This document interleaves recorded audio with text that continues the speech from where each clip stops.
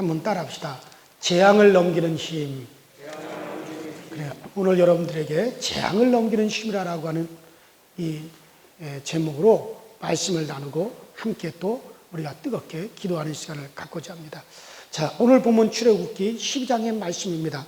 자, 이 본문에서 너희의 집에 피가 있는데, 너희의 집에 피가 있는데 그 피가 표적이 되어서 내 눈에 그 피가 보일 때에 재앙이 이제 내가 이 재앙을 가지고 그 땅을 치고 내가 재앙을 내릴 때 그 피를 보면 그 재앙이 너희에게서 넘어갈 것이다. 그 재앙이 너희에게 미치지 아니하라. 이런 말씀이 오늘 본문 말씀의 줄거리가 됩니다. 자, 우리가 이 성경을 쭉 더듬어 읽어보면 이 성경에 기록된 많은 이 피의 역사가 성경에는 많이 기록이 되어져 있습니다. 저 창세기 3장에 보면 하나님께서 그 아담에게, 아담아, 이 동산에 있는 모든 나무의 실과 이 나무, 저 나무, 모든 나무의 실과는 내가 임의로 네가 다 먹을 수 있지만은 그러나 저 동산 중앙에 있는 그 선악을 알게 하는 나무의 실과만큼은 절대 그것을 먹지 마라. 먹는 날에 너 죽는다. 그래서 하나님께서 아담에게 모든 이 동산에서 편안하게 살고 그가 마음대로 살 수 있는 이 평안함과 자유를 주셨어요. 그 평안과 자유를 이제 이어갈 수 있는 조건은 한 가지 계명을 꼭 지켜야 된다. 그 계명을 지킴으로 바로 네가 나에게 속하여 있고 나는 너의 하나님이 되는 그 하나의 증거다. 그 표적이다. 그것은 바로 이 동산 중앙에 있는 나무의 실과를 먹지 말라 하는 이 계명 한 가지만 지키면 가면 네가 나에게 속하여 있고 그리고 이제 나는 너의 하나님이 되는 하나의 표적으로 삼겠다. 그래서 이 아담은 이제 이 선악과만큼은 절대 이것을 먹어서는 안 된다. 그런데 그 아담의 아내 하와가 그 아담과 함께 이제 나무 그늘 밑에서 이렇게 낮잠을 자다가 그 하와가 먼저 일어났어요. 남편이 콜콜 잠을 자길래 이 하와가 이 동산을 이렇게 거니는데 그 뱀으로 통해 가지고 그 마귀가 하와에게 접근을 합니다. 야, 하나님께서 왜 동산 모든 나무의 실과는 임의로 먹지만 그 동산 중앙에 있는 나무의 실과만큼 먹지 말라고 한 줄 아느냐? 그것은 너희들이 그것을 따먹으면 너희들의 눈이 밝아진다. 그래서 너희들도 하나님처럼 될까봐 그래서 하나님께서 그걸 금하신 거야. 그 뱀의 말을 듣고 났더니 그 하와가 호기심이 생겨. 보니까 보암직도 하고 먹음직하고 지혜롭게 할 만큼 탐스럽기까지 하는 거야. 그래서 그 선악과를 뚝 따서 자기가 먼저 먹고 그리고 그걸 가지고 가서 잠자고 있는 자기 남편 아담에게도 그것을 먹였어요. 자, 그렇게 선악과를 먹은 결과 이제 죽음의 공포를 느끼는 하나님에게 그동안 속하여서 평안함을 가졌던 그들이 갑자기 하나님과의 계약이 깨어지니 불안을 느끼고 죽음의 공포를 느끼는 거예요. 그래서 야, 우리는 이제 죽었구나. 이제는 우리는 죽었구나. 그러면 덜덜 떨고 공포를 느낄 때 이제 우리가 감히 하나님 앞에 나갈 수가 없구나. 하나님의 얼굴을 볼 수가 없구나. 정령 죽으리라 한 대로 우린 죽겠구나. 그때 하나님께서 그 도저히 지은 죄로 하나님께로 나갈 수 없는 아담과 하와를 보시고서는 너희가 어찌하여 내가 먹지 말라고 하는 선악과를 따먹었느냐. 그러면서 부들부들 떨고 있는 그들을 앞에서 저 수풀에 걸려있는 음미하는 양 한 마리 데려다가 그 희박한 몽둥이를 가지고 아담과 하와를 저주하여 내려쳐야 될 그 몽둥이를 가지고 그 양 한 마리를 갖다가 내려치니까 양이 그냥 피를 쫙 그러면서 혀가 쭉 빠지고 눈알이 튀어나오고 양이 버덕버덕 하면서 피를 흘리면서 그 양이 죽은 거예요. 그때 하나님께서 그 양의 가죽을 쫙 벗겨서 그 피가 뚝뚝 떨어지는 그 양의 가죽을 절반으로는 그것으로 하와의 이제 몸을 덮어서 부끄러움을 가리워주고 또 그 절반으로는 아담의 몸을 덮어서 그 부끄러움을 가리워주었어요. 그리고 그 피가 뚝뚝 떨어지는 그 양의 가죽을 옷으로 입고 그리고 하나님 앞으로 나가는 거예요. 그러면서 물끄러미 그들이 야, 우리의 죄 때문에 우리가 하나님 앞에 저주를 받고 우리가 하나님 앞에 형벌을 받고 우리가 죽어야 되는데 그런데 아무런 잘못 없는 저 양이 우리를 대신해서 죽었구나. 저 양이 아무런 잘못 없는 저 양이 우리를 대신해서 피를 흘리고 대신 죽었구나. 그 결과로 우리의 부끄러움이 가리워지고 죄로 말미암아 죽을 수밖에 없는 우리가 하나님의 얼굴을 보게 되었구나. 그 눈물을 주르르르 흘리고 있을 때 하나님께서 언젠가는 여자의 후손이 오게 될 것이다. 여자의 몸에서 태어난 여자의 후손이 오게 될 것이다. 그 여자의 후손이 오게 되면 너희를 죄인으로 하나님과 너희 사이를 이간질하여 너희를 죄로 타락시킨 저 뱀 마귀를 밟아 마귀를 심판하고 그런 너희를 그 죄에서 건져낼 그 메시아 여자의 후손이 오게 될 것이다. 그 약속을 다 하나님이 해주시고 그리고 하나님이 떠나시는 거예요. 그리고 아담과 하와는 그 피 묻은 옷을 입고 그렇구나. 우리가 죄를 져서 도저히 하나님 앞에 설 수 없었는데 우리를 대신해서 다른 생명이 대신 희생하고 그 피 묻은 옷을 입고 하나님 앞에 나가면 죄인이 하나님을 뵐 수가 있구나. 우리의 죄가 가리워지고 하나님의 진노가 넘어가는구나. 그것을 이렇게 아담과 하와가 깨닫고 그리고 그들은 시간만 나면 뭐 요새같이 인터넷이 있겠어요? 텔레비가 있겠어요? 라디오가 있겠어요? 뭐 노래방이 있겠어요? 그러니 저녁 때가 되면 시간만 나면 앉아가지고 그 가인과 아벨을 불러놓고 야야 너희 엄마가 그렇게 먹지 말라고 하는 선악과 따먹고 나에게도 그걸 주어서 우리가 하나님 앞에 범죄하여 도저히 우리의 죄로 하나님 앞에 갈 수 없었는데 그 양 한 마리 피 흘려 죽고 그 피 묻은 가죽 옷을 입고 우리는 죄인이 하나님을 만날 수가 있게 됐다. 그러니 너희들도 하나님 앞에 나갈 때는 반드시 우리의 죄를 대신해서 다른 생명을 희생하고 그 증거로서 피를 가지고 하나님 앞에 나가면 하나님이 그 죄인을 만나 주신다.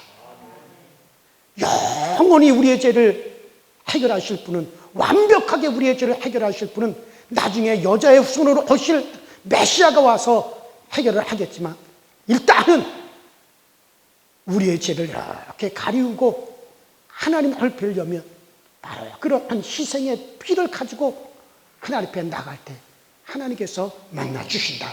할렐루야. 그렇게 밤만 되면 그런 이야기를 해 주었어요. 뭐 성경에 시시콜콜 그런 얘기가 안 나오지만 뻔한 거 아니겠어요? 뻔한 거 아니겠어요? 자, 그래서 이제 그 후로부터 이제 하나님 앞에 죄인이 나가는 방법은 피를 가지고 나간다. 그래서 성경에서 이 제사를 하나님께 드리는 제사를 크게 세 종류의 제사로 나눌 수가 있는데 먼저는 개인 제사가 있고 두 번째는 가정 제사가 있고 세 번째는 민족 제사가 있어요. 자, 첫 번째로는 개인 제사를 보면 저 창세기 4장을 우리가 이렇게 읽어보면 그 창세기 4장에 가인과 아벨이 하나님께 제사 드린 이야기가 나와요.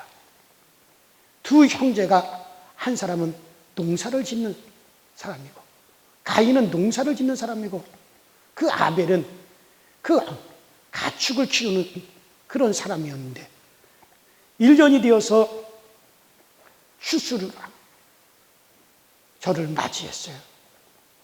추수기를 맞이해서 하나님 앞에 감사의 제사를 드리는데 그 형인 가인은 그저 농사지은 곡식 중에서 그저 푹 떠가지고 그거 가지고 하나님 앞에 이제 하나님 받으시오 하고 이제 그 곡물을 쏟아놓고 하나님께 가지고 와서 받으시라고 제사를 드렸고 그 아벨은 곰곰이 생각해보니 그 아담, 그 아버지 아담으로부터 들은 이야기대로 그래, 죄인인 우리가 정말 하나님 앞에 나가 하나님을 배우려면 우리는 우리의 죄를 가리우는 것이 필요하다. 우리 어머니 아버지가 그러했듯이 우리의 죄값을 위해서 뭔가 다른 생명의 희생을 하고 그 희생한 증거로서 피를 가지고 나가실 때 하나님께서 우리를 만나 주신다고 했다. 그래가지고 자기 가축 중에서 가장 튼실하고 가장 보기 좋고 가장 좋은 그 양 한 마리 딱 잡아가지고 그것을 이제 희생을 해서 피를 흘리고 각을 뜨고 그래서 하나님, 우리 죄인이 이 죄가 가리워야만이 하나님을 뵐 수 있는데 하나님, 내 죄 때문에 다른 생명의 희생을 했습니다. 그 증거로 피를 가지고 왔습니다 하고 그 양 한 마리 잡아 그 피를 보이고 제단에 딱 올려놨더니 하늘에서 불이 휙 하고 떨어져서 그 재물을 확 불을 살라가지고 그 연기가 되어서 하늘로 쫙 올라가면서 하나님께서 받으시는 거였어요. 그 다음에 그 아버지 말도 무시하고 자기 생각대로 그저 곡식 한 단 딱 갖다 놓고 하나님 받으시오 하고 그렇게 제사를 드리는 그 가인의 제단에는 하늘에서 불이 떨어지질 않아. 하늘에서 불이 떨어져서 그것을 확 쌀아서 연기를 해서 하나님이 흡양을 하셔야 되는데 그러니까 하나님이 받으시질 않으니까 지가 가서 불을 지펴가지고 지폈는데 이게 타지가 않고 연기만 솟아나서 그 연기가 다 자기 쪽으로만 와가지고 이리 피하면 연기가 이쪽으로 오고 저리 피하면 연기가 저쪽으로 따라오고 그래서 하나님이 받으시질 않아요. 그래가지고 이 가인이 화가 나가지고 이제 하나밖에 없는 동생을 때려 죽였습니다. 그래서 살인자가 되고 그래서 가인의 후손은 그로부터 저주를 받게 되었어요. 비록 아벨은 자기 수명대로 살지는 못했지만 하나님께서 아벨의 제사를 받으시고 아벨은 하나님께로 올라갔지만은 이제 하나님께서 그 아벨을 대신해서 그 셋이라고 하는 자손을 주었는데 그 셋을 통하여 그 후손들이 다윗과 같이 그 솔로몬과 같은 그런 왕이 나오고 마지막에는 바로 그 예수 그리스도 여자의 후손으로 오시는 바로 메시아 예수 그리스도께서 나와서 이제 점점 이제 번창해지는 역사가 일어났습니다. 바로 이 개인 제사, 바로 이 개인 제사의 성공자와 실패자의 이 두 줄기가 바로 그 줄기를 놓았던 거죠. 그래서 개인 제사가 얼마나 중요한가.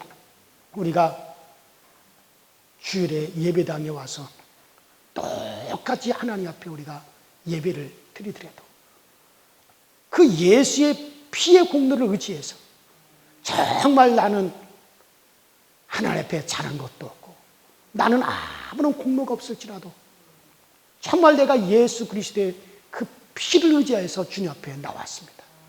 나 부족한 건 맞지만 그리스도의 피를 보시고 나를 위해서 희생하시고 내 죄값을 지불하여 피 흘리신 그 예수의 피를 보시고 아버지 날 받아 주옵소서 그러고 나와서 예배를 드리는 이 사람, 그 제사를 하나님은 받아주시는 겁니다.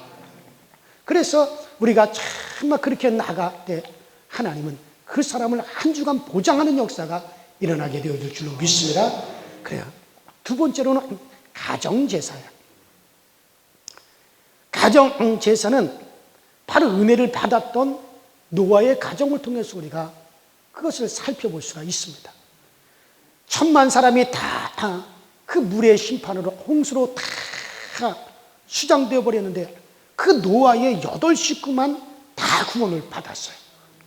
이 구원이 너무 감사해서 이 노아는 정결한 짐승을 잡아가지고 그 제단에 올려놓고 피를 흘리고 그리고 그것을 각을 떠서 그 피를 흘려 하나님 앞에 다 번제를 드렸더니 하나님께서 그 제사를 기쁘게 그것을 흠양하시고 기쁘게 그 냄새를 흠양하시고 내가 다시는 물러서 이제 심판하지 않겠다. 그래가지고 그 번제단 옆에 휘황찬란한 무지개를 쫙 펼쳐 보이셔 그 무지개를 박아주셔서 약속하셨어요. 그래서 가정제사의 승리자가 된 것이 바로 노아의 가정제사입니다. 그래서 노아는 가족적으로 홍수가 1000만 사람 다 수장시켰을 때 그 노아의 가족이 산 것을 감사하여 제사를 때 하나님께서는 언약의 무지개를 그들에게 약속으로 박아주시고 그리고 그들의 자손을 하나님께서 보호하시고 하나님이 축복하여 주셨습니다. 자, 그 다음에 세 번째 민족제사가 있습니다. 그 민족제사는 바로 3년 동안이나 그 바알 제사장들이 집권을 하면서 그 바알 제사장을 추종하고 바알이라는 우상을 갖다가 섬기는 아방이 집권하면서 그 하나님께서 진노하셔서 하늘의 문을 다 닫으시고 그 3년 반이나 비 한 방울 내리지 않아서 그 이스라엘 온 땅이 가뭄으로 다 말라 죽어가게 되었습니다.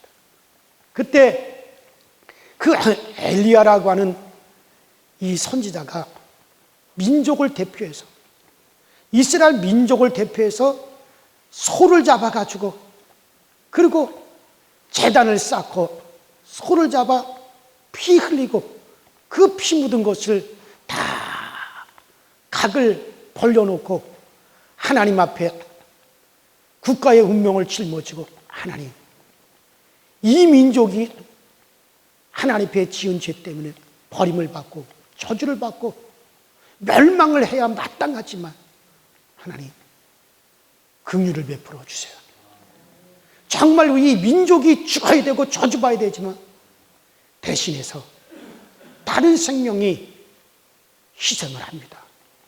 그러니 하나님 이 재앙을 이 민족에서 좀 떠나게 해주세요 하고 짐승을 잡아 피 흘리고 피 묻은 그것에 각을 떠서 쫙 벌려놓고 하나님 앞에 기도를 드릴 때 하늘에서 슉 하고 불이 떨어져서 그 제단에 재물을 확 불태워 용기를 하나님이 흡양하시고 그리고 하나님께서 그 제사를 받으시는 증거로서 불만 내린 것뿐만 아니라 문제 해결의 비도 하나님이 내려 주시는 역사가 일어났습니다. 이것이 바로 민족 제사의 승리였습니다. 그런데 또 민족 제사를 또 드려 이가 있었죠. 자, 우리가 창세기 15장에 보면 그 아브라함에게 하나님께서 신방을 오셨어요. 아브라함아, 저 하늘의 별과 같이 저 땅의 모래알 같이 너의 자손을 내가 하나씩이 아니라 내가 너에게 후손을 주리라. 이렇게 하나님이 약속하신 것이 너무 감사해서 앞으로 태어날 자손들이 큰 민족을 이룰 것을 믿고, 그리고 민족 제사를 드리는 거야. 누가? 아브라함이. 아직까지는 민족이 이루어지지 않았지만 하나님의 그 약속을 믿고 앞으로 하나님께서 너의 자손으로 하늘의 별같이 땅의 모래같이 수많은 자손을 너에게 주리라. 큰 민족이 되게 하리라. 그 약속을 믿고 자기 자손들을 위해서, 또 앞으로 이루어질 자기 자손의 민족을 위해서 하나님 앞에 민족 제사를 다 하나님 앞에 드리는 거예요.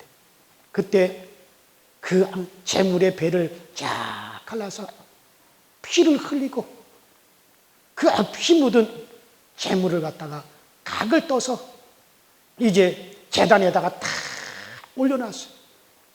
그래서 하나님께서 정말 그 약속의 증표로서 하늘에서 불이 떨어져서 이 제물을 확 썰어 하나님이 받아 주옵소서. 대낮에 제사를 드리고 제단에 제물을 올려놨는데 해가 다 졌는데도 하늘에서 불이 떨어지질 않아. 그래서 아브라함이 아주 캄캄해졌을 때, 그때 아브라함이 초조하고 두렵고 무섭고, 그래서 부들부들 떨고 있는데 그때 음성이 들리기 시작하는 거예요. 아브라함아, 아브라함아. 예, 하나님, 제가 여기 있습니다. 너의 자손들이 객이 되어서 저 애굽 땅으로 들어가서 400년 동안을 종살이를 하게 될 것이다.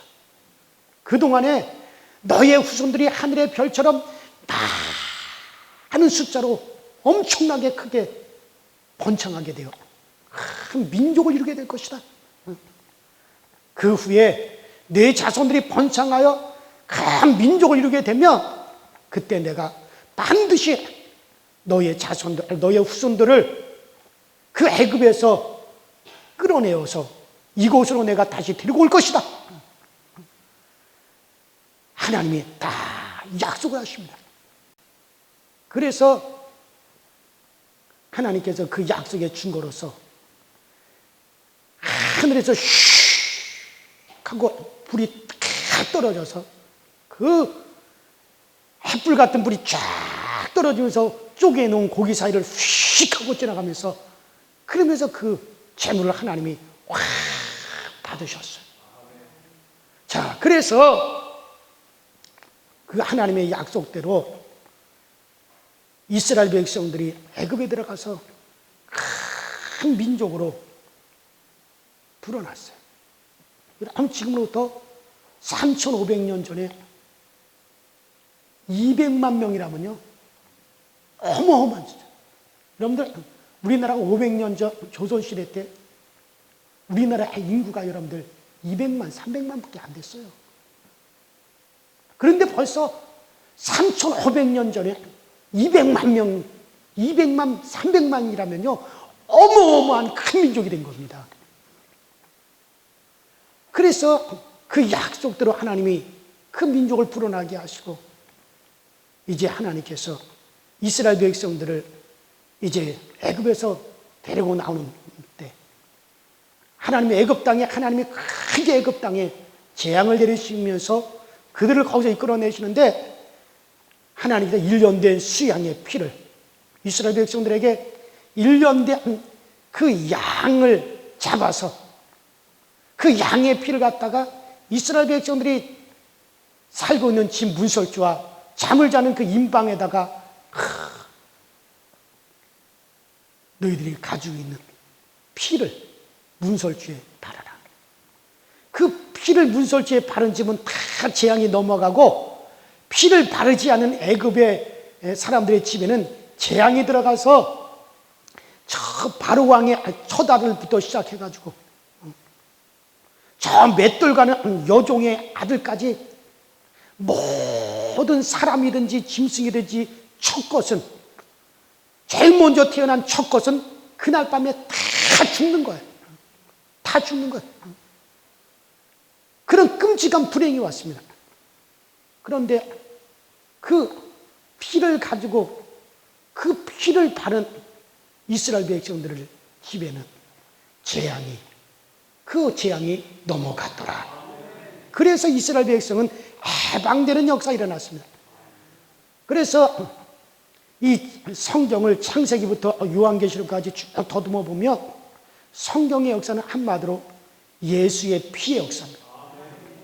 영국의 유명한 설교자 스펄전 목사님이 말을 하기를, 성경을 갖다가 만일에 성경을 쫙 비틀어 짤 수만 있다면 그 성경에서는 피가 흐를 것이다.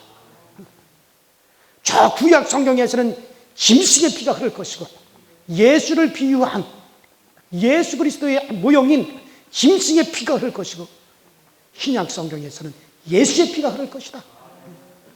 그분이 그렇게 얘기를 했어요. 성경의 역사는 한마디로 피의 역사입니다.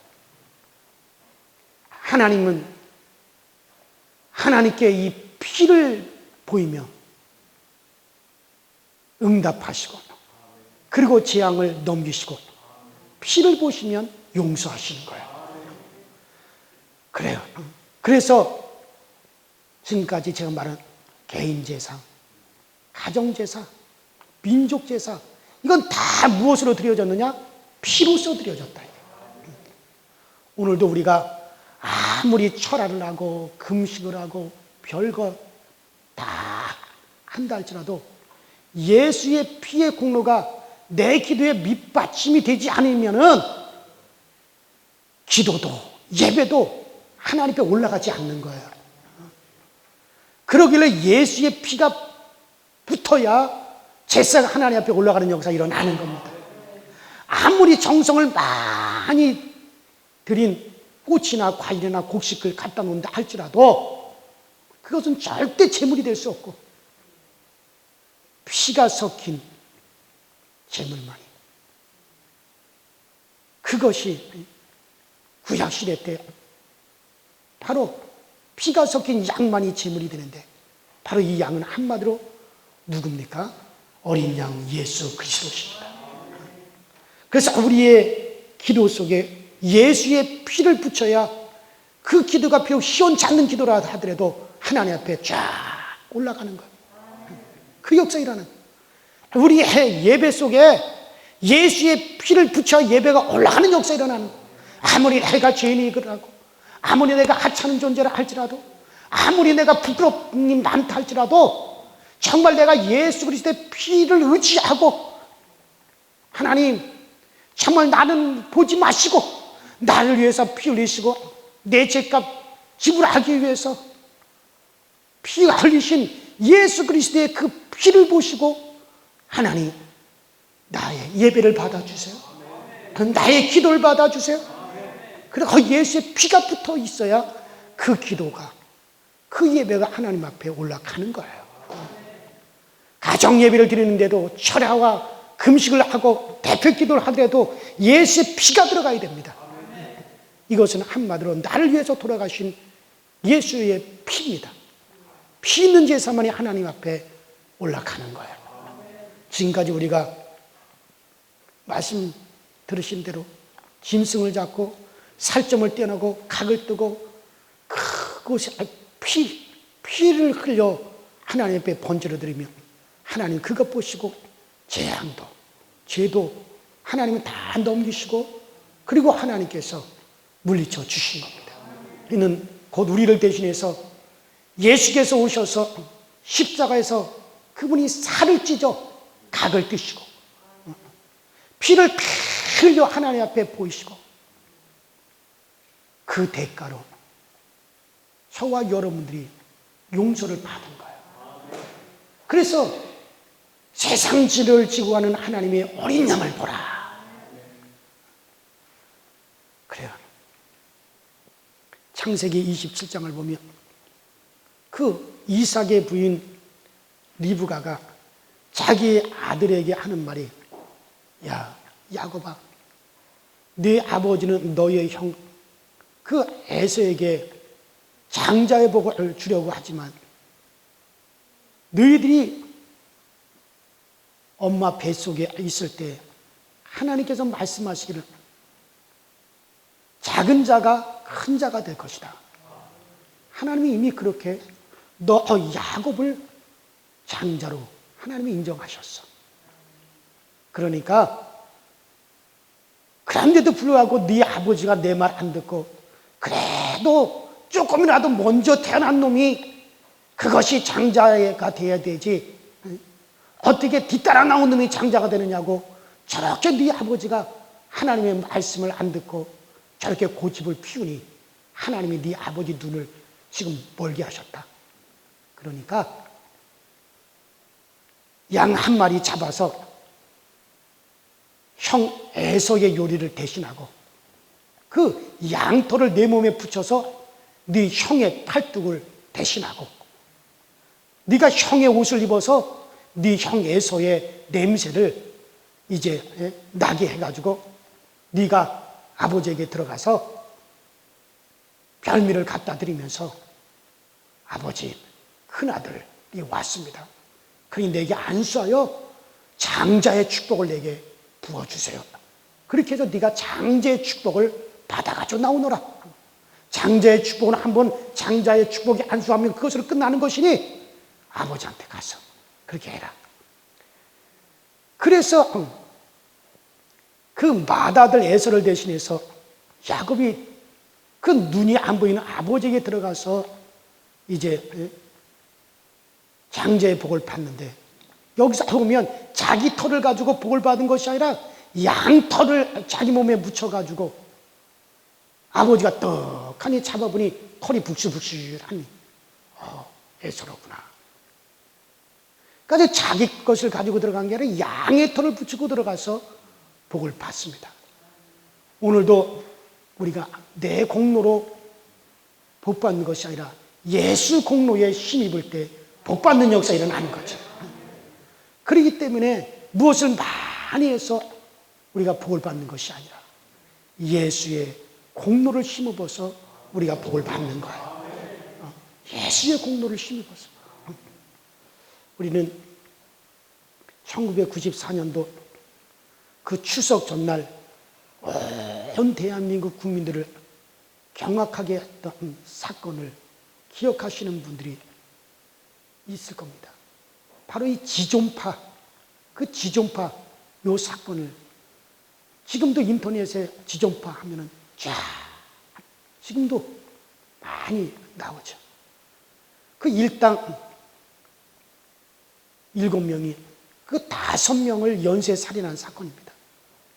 이 지존파 그들은 모든 사람들을 증오한 나머지 사람을 잡아다가 죽이고 살을 오려가지고 돼지고기 소고기 구먹듯이 구워 먹고 그 뇌를 빼가지고 그 뇌를 갖다가 빼먹고 그리고 나머지는 다 소가시켜버리고, 그들은 돈이 있다고 거들먹거리는 사람들을 무차별하게 죽였어요. 그렇게 무차별하게 죽임으로 영원히 우리는 악마가 되자, 그렇게 그들은 작정을 했습니다. 그래서 그들이 경찰에 체포되었을 때 그들이 하는 말이 더 많은 사람을 죽이지 못해서 한스럽다. 거침없이 그들이 그렇게 막 텔레비에서 막 그렇게 떠들어댔습니다. 그 지존파 중에서도 가장 악랄한 사람이 바로 김현양이라고 하는, 그때 당시 그 24살인가 되는 청년인데, 그는 그렇게 얘기를 합니다. 자기 어머니를 죽이지 못해서 나 억울하다. 자기 어머니를 죽이지 못해서 억울하다고까지 하였어. 그렇게까지 말을 했어요. 그들은 한마디로 사람이기를 거부했습니다. 자기들은 악마가 되기를 원한 거야. 그들은 가난한 환경에서 자라나서 가난하다는 것 때문에 사람들로부터 무시받고 또 천대를 받아왔습니다. 이것이 그들의 마음의 한이 되어서 돈 있는 놈들은 다 죽이자, 돈이 있어서 거들먹거리는 것들은 다 죽여야 된다. 그렇게 하고 돈 있는 사람들마다 잡아다가 죽이기 시작했던 거죠. 그런데 이 지존파가 모두 붙잡혀가지고 감옥에 있을 때 그때 교도관으로 근무하던 저 사랑의 교회 그 이재명이라고 하는 집사님이 이 새벽 기도 시간에 하나님이 그에게 감동을 주신 거야. 야, 너 그 지존파, 네가 근무하는 교도소에 수감되어 있는 그 지존파 그들에게 복음을 전해라. 그런 하나님의 음성을 들었어요. 이 이재명 집사님이 처음에는 저런 똥물에 튀겨 죽여도 시원치 않을 놈들에게 어떻게 그들에게 복음을 전해서 그들을 구원한단 말인가. 그렇게 욕을 하면서 그들에게 복음 전하기를 거부했습니다. 그들은 결코 구원받아서는 안 될 악한 놈들이다. 그들은 악마와 다를 바 없는 놈들이다. 그러면서 하나님의 명령을 거부했어요. 그런데 갑자기 예수님과 함께 십자가에 못 박힌 그 두 명의 강도 가운데 한 강도가 구원받는 장면을 하나님이 그에게 환상으로 쫙 보여주시는 거예요. 그는 많은 고민과 갈등 끝에 그래, 그들도 구원의 대상이라고 그렇게 받아들였어요. 그때 당시 처음에는 면회를 할 수 없어서 그들에게 5일마다 3만 원씩 영치금을 넣어주었고 시시때때로 옷을 넣어주었어요. 그리고 편지를 써서 예수 그리스도의 피의 복음을 전하기 시작을 했습니다. 하나님의 아들이 우리의 죄값을 지불하기 위해서 모든 물과 피를 다 흘리시고 그 몸에서 모든 살점이 다 떨어져 나가도록 채찍에 맞으시고 그 몸을 십자가에서 다 찢으셨다. 세상에 하나님의 아들의 핏값으로 갚지 못할 죄는 없다. 아무리 너희들의 죄가 악마 같은 그런 죄를 할지라도 예수 그리스도의 피는 너희의 죄를 다 씻어낼 수 있다. 어떤 죄도 예수 그리스도의 피의 값어치보다도 더 큰 것은 없다. 그러니 너희들이 이 예수 그리스도를 받아들여라. 예수의 피의 공로를 의지하라. 너희들이 육신으로 지은 죄의 대가는 육신으로 받지만 이제 영혼의 죄는 하나님 앞에서 영원한 영혼이 멸하여지는 거 지옥에 떨어지는 것인데 그 하나님 앞에 용서받기 위해서는 예수의 피로서 너희의 죄를 씻는 것이다. 그러면 너희는 하나님 앞에는 육신으로 지은 죄, 육신은 멸망할지라도 너희 영혼의 주인이신 하나님께서 너희 영혼을 구원하신다. 피의 복음을 전했습니다. 모든 사람이 다 유면하고 심지어 그들의 가족 식구들조차도 돌아보지 않고 포기했던 그들을 하나님께서 그 이재명이라 하는 집사님을 통해서 이제 그리스도의 사랑과 인내로 그들을 돌보게 되었습니다. 그러자 그들 마음 가운데 드디어 변화의 기적이 일어나기 시작했습니다. 예수의 피는 하나님의 용서의 사랑임을 깨달았어요. 그러면서 그들이 회개하기 시작을 했어요. 그리고 자기들 때문에 고통받은 사람들을 위해서 간절히 기도하고 자기들의 이 장기를, 모든 장기를 필요한 사람들에게 다 나누어 주기로 그렇게 기증하기로 결심을 했어요. 그리고 가장 악랄했던 살인마 김현양, 그는 감옥에서 예수 그리스도를 만난 뒤 그 다음에 성령을 받았어요. 그래서 감방 전도사가 되었어요. 살인공장 대신 전도공장 운영하면서 그가 사형 집행이 되기 전까지 감옥에 있는 동안에 200명의 죄수를 전도해서 그들로 하여금 예수를 믿게 했습니다. 그리고 마지막 사형을 당하는 날 찬송가 305장 나 같은 죄인 살리신 주 은혜에 놀라워 잃었던 생명 찾았고 광명을 얻었네. 그 찬송을 4절까지 다 부른 다음에 할렐루야 외치면서 그가 사형장에서 감사합니다 하나님, 감사합니다 하나님, 그 세 마디 하고서는 그리고 그가 죽었어요. 그들은 피에 감동한 거예요. 피에 감동한 거예요. 피의 복음을 믿었고 그들이 말을 한 게 뭡니까? 진짜 예수 그리스도의 피의 공로를 알았더라면 우리가 이곳에서 형장의 이슬로 사라지지는 않았을 것이다. 그러나 이곳에서 예수를 알았고 그 피의 공로를 입고 천국 가게 하시니 감사합니다. 그들이 그 고백을 한 거죠. 그래 여러분들, 예수 그리스도의 피는 어떤 저주도 여러분들 하나님 앞에서 어떤 죄의 심판도 다 가리울 수가 있고 씻어낼 수 있고 어떤 죄든지 다 씻어낼 수 있는 것이 예수 그리스도의 피입니다. 그래요. 레위기 16장에 보니 아사셀이라고 하는 양이 나옵니다. 양 2마리를 놓고 1마리 양을 제비뽑기해서 선택을 합니다. 그리고 그 양에게 일생 동안 부모에게 불효하고 망나니로 살았으며 내가 그렇게 막 살았지만 주여 이 선택된 아사살 양에게 내 인생의 환난과 시련 이 모든 것 다 이 양에게 다 전가합니다. 내가 받아야 될 모든 시련과 고난과 슬픔과 불행, 내가 망나니로 막 살아서 나에게 오는 그 모든 저주 다 이 양에게 내가 다 이제 옮겨 놓습니다. 그리고 이 양이 다 이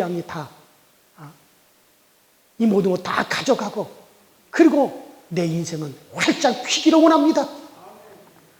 그리고 그 양에게 그 아사셀 양에게 다 퍼붓습니다. 그냥 막 퍼부어요. 그러고 난 다음에 그 양은 저 광야로 내어 쫓기게 돼요.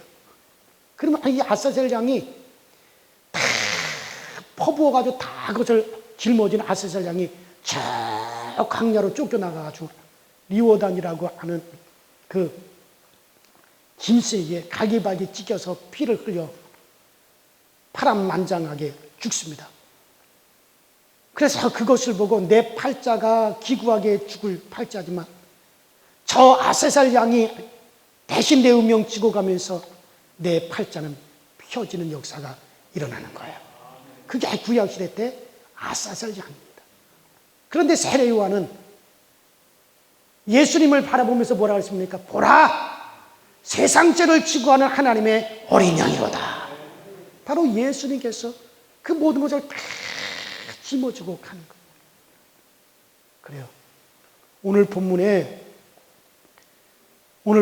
내게 피가 있다 할지라도 피를 가지고 와서 표적으로 문에 발라야 된다. 그랬어요. 예수가 나를 위해서 피 흘렸다고 다 되는 게 아니라 그 피를 갖다가 고백해야 되는 겁니다. 고백해야 되는 겁니다. 이 피가 효염을 보려면 그냥 가지고 있어서 되는 게 아니라 이스라엘 백성들이 오늘 본문에 이스라엘 백성들 너희에게 있는 피, 너희들이 가지고 있는 그 피 가지고 있어서 되는 거 아니다. 그 피를 갖다 너희들이 집 문설주에다 시뻘겋게 바르고 너희들이 잠자는 안방에 들어와서 그것도 시뻘겋게 그것을 발라라. 그래야 그것이 효염을 보는 것이다. 그래야 그것을 보고 재앙이 넘어가는 것이다. 마찬가지입니다. 예수의 피를 가지고 있어서 되는 거 아니에요. 예수께서 피 흘리신 것이 효염을 보려면 가지고 있어도 되는 것이 아니라 그 피를 고백해야 되는 겁니다. 내가 그것을 바르는 역사가 일어나야 되는 겁니다. 어떻게 바릅니까? 입으로 신하. 내 안에서 믿는 바를 입으로 신해야 됩니다. 눈으로 사진을 찍고 예수의 피가 내 마음에 증거가 되어야 하고 우리 손으로 믿음을 가지고 그 피를 뿌려야 돼요. 그것은 바로 내 입으로 신해야 됩니다. 내 입으로 고백해야 됩니다. 그래서 저도 항상 고백해요. 주여 내 가정에 예수의 피가 마르지 않게 하여 주시오. 내 가정은 내 자녀들은 예수의 피가 묻혀져 있는 가정이고 내 가정에는 예수의 피가 뿌려져 있는 가정이고 예수의 피값으로 사신 가정입니다. 믿음의 고백으로 뿌리는 거야. 그래서 그 피로, 그 피가 있기에 재앙이 내 가정을 넘어가고 저주가 내 자녀들에게서 넘어가고 넘어가는 역사 일어나는 거죠. 모든 기도에 뿌리는 거죠. 여러분들 모든 기도에 자손들에게도 피를 뿌리시고 가정에도 피를 뿌리시고 내 신령에도 피를 뿌리시고 피를 뿌려요. 그래요. 그래서 우리는 우리를 괴롭게 하는 것들을 몰아내야 됩니다. 그래서 사탄을 몰아내고 뜨겁게 찬양하여 얼굴에 우리가 희색을 확 바라면, 희색을 우리가 확 바라면 저 바다의 풍요가 내게로 돌아와 내 것이 되어지는 것이고, 그리고 열방의 재물이 나를 향하여 손짓하여 달려오게 되는 것이고, 그리고 정말 실패하고 안 되는 자식이 표지어서 성공자가 되어서 돌아오고 삐쳐서 나간 딸은 춤추면서 돌아오는 역사가 일어나듯이 그렇게 집안에 좋은 일들이 일어나는 역사가 피로써 되어지는 겁니다. 따라합시다. 재앙을 물리치는 힘, 재앙을 넘기는 힘, 그거는 뭡니까? 예수의 피입니다. 오늘도 여러분의 기도에 예수의 피가 뿌려지기를 주의 이름으로 축원합니다. 우리 이 시간에 다 같이 합심해서 통성으로 간절히 오는 말씀을 생각하면서 간절히 기도하시다가 자유롭게 돌아가실 텐데, 정말 오늘 예수의 피를 뿌리십시오. 입으로 신하여 고백하여 뿌리십시오. 정말 하나님, 나는 예수의 피값으로 산바되었습니다. 고린도전서에서도 말씀하시죠. 정말 너희의 몸은 너희 것이 아니라 값으로 산바되었다. 예수의 피값으로 우리를 사셨다고 했어요. 나에게는 영혼에 예수의 피가 있습니다. 하나님, 내 가정에 예수의 피가 있습니다. 하나님, 내 자손들에게 예수의 피가 있습니다. 피가 있는 곳에서는 재앙이 넘어가듯이 코로나의 재앙도 넘어가게 하시고, 피가 있는 곳에 저주가 넘어가듯이 모든 저주도 넘어가게 하여 주셔서 우리의 삶에 평화가 있게 하시고, 정말 안 됐던 거 되어지는 역사 일어나게 하시고, 병들었던 거 다시 펴지는 역사 일어나게 하시고, 실패자가 성공자가 되게 하여 주시고, 예수의 피의 공로를 의지하오니 내 기도 받아주시고, 예수의 피 공로 의지하여 나가오니 나를 받아주시옵소서. 우리 이전에 다 같이 주여 한번 부르시고 간절히 통성으로 기도하십니다. 주여, 전능하신 하나님 아버지, 오늘도 우리에게 은혜 주시고恩청 주셔서 찬양으로 나의 비전이 되고 예수님의 성품이 나의 인격이 되고 성령님의 권능이 나의 능력이 되길 원하고 바라고 기도합니다.